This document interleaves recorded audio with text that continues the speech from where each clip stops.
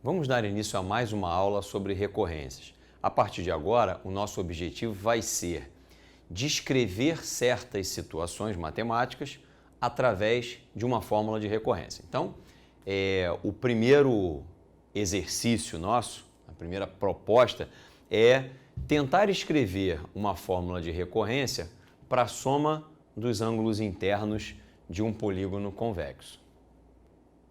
Numa aula anterior, nós vimos que para definir uma sequência utilizando recorrência, nós precisamos não só da lei, mas também de um ponto de partida.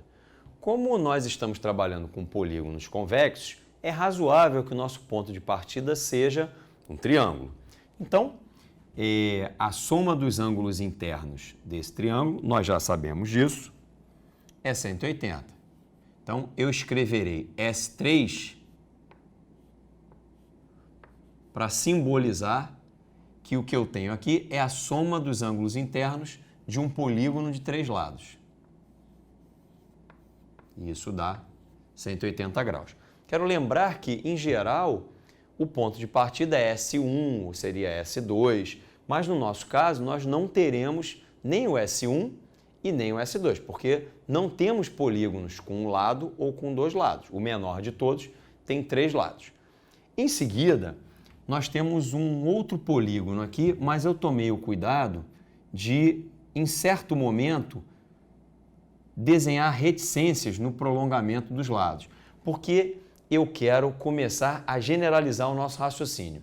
Então, eu quero que a gente comece a pensar nesse polígono como um polígono que tem n mais 1 lados. E a nossa intenção é calcular a soma dos ângulos internos desse polígono que tem n mais 1 lados. Ou seja, a soma de todos os ângulos amarelos, alguns deles estão marcados aqui para você. Bom, perceba que se eu criar esse segmento que vai de um vértice a outro,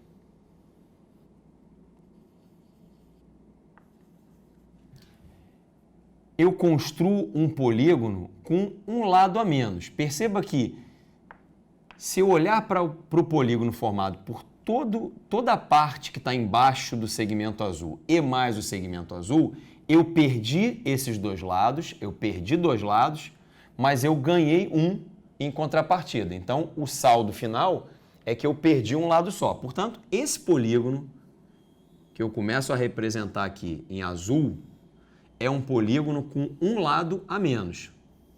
Portanto, ele é um polígono com n lados. A soma dos ângulos internos desse polígono de n lados é representada por Sn. Perceba que para completar a soma dos ângulos internos do polígono que tem n mais 1 lados, eu preciso acrescentar a esta soma Sn os ângulos que eu marco agora em vermelho e cuja soma é 180. Portanto, a soma dos ângulos do polígono que tem n mais 1 lados corresponde à soma dos ângulos do polígono que tem n lados mais 180 graus. E dessa forma, está criada a nossa fórmula de recorrência para a soma dos ângulos internos de polígonos convexos. Vamos continuar estudando os polígonos convexos, só que agora eu quero uma fórmula de recorrência para a quantidade de diagonais. Eu fiz aqui 4 exemplos. Você percebe que o triângulo não tem diagonais, o quadrilátero tem sempre 2 diagonais, o pentágono apresenta 5 diagonais e o hexágono, um pouco mais complicado, mas apresenta 9 diagonais. Eu quero agora que você perceba uma propriedade importante que vai nos ajudar a construir a fórmula de recorrência. Olhando para o quadrilátero, que tem 4 lados e obviamente tem 4 vértices, se você observar um vértice, você vai ver que de cada vértice sai apenas uma diagonal. Cada vértice emite uma diagonal apenas, ou seja, 3 unidades a menos do que o número de lados. Isso vai acontecer também no pentágono. O pentágono tem 5 lados, obviamente tem 5 vértices. Cada vértice emite 2 diagonais, 3 unidades a menos do que o número de lados. No hexágono, a mesma coisa. Perceba que cada vértice emite 3 diagonais, 3 unidades a menos do que o número de lados. Por que isso acontece? Porque se você olha para um determinado vértice, e eu estou voltando num vértice aqui do pentágono, você vai perceber que todos os segmentos que saem dele são diagonais, exceto o segmento que une esse vértice ao seu vizinho da direita e ao seu vizinho da esquerda. Outra coisa que também não pode existir aqui é um segmento que liga esse vértice a ele mesmo. Portanto, ele sempre está proibido de estabelecer diagonais com 3 pontos, ele mesmo e os seus vizinhos. Mais uma vez, eu desenhei um polígono convexo incompleto. Fiz as reticências para que a gente comece, mais uma vez, a generalizar o nosso pensamento. Eu quero que você imagine que esse polígono tem n mais 1 lados. Se ele tem n mais 1 lados, obviamente ele tem n mais 1 vértices. E o nosso objetivo é descrever a quantidade de diagonais que esse polígono de n mais 1 lados tem. Vamos usar a mesma estratégia do problema anterior e vamos traçar um segmento que eu faço aqui em azul. Esse segmento me permite construir um polígono que tem um lado a menos. Eu estou desenhando esse polígono em azul. Por que eu tenho um lado a menos? Porque eu perdi 2 lados, que ficaram do lado de fora, mas eu ganhei esse lado que é novo. Então, eu aqui no azul estou vendo um polígono de n lados. Aqui dentro eu tenho uma quantidade de diagonais. Essa quantidade de diagonais é representada por dn. Vamos representar essa quantidade por dn. Bom, quando eu olho para o polígono que tem n mais 1 lados, eu tenho todas essas diagonais que vieram do polígono de n lados e eu ainda ganhei mais uma diagonal, que antes era o lado do polígono azul, só que para o novo polígono, o que tem n mais 1 lados, ele vira uma diagonal. Então eu tenho mais uma diagonal aqui. E além disso, a inclusão desse novo vértice permite a construção de outras diagonais que não existiam antes, como essas que eu estou traçando em laranja. Como o meu desenho não está completo, eu não posso desenhar todas as diagonais, mas eu sei que como eu tenho n mais 1 vértices agora, o número de diagonais que saem desse vértice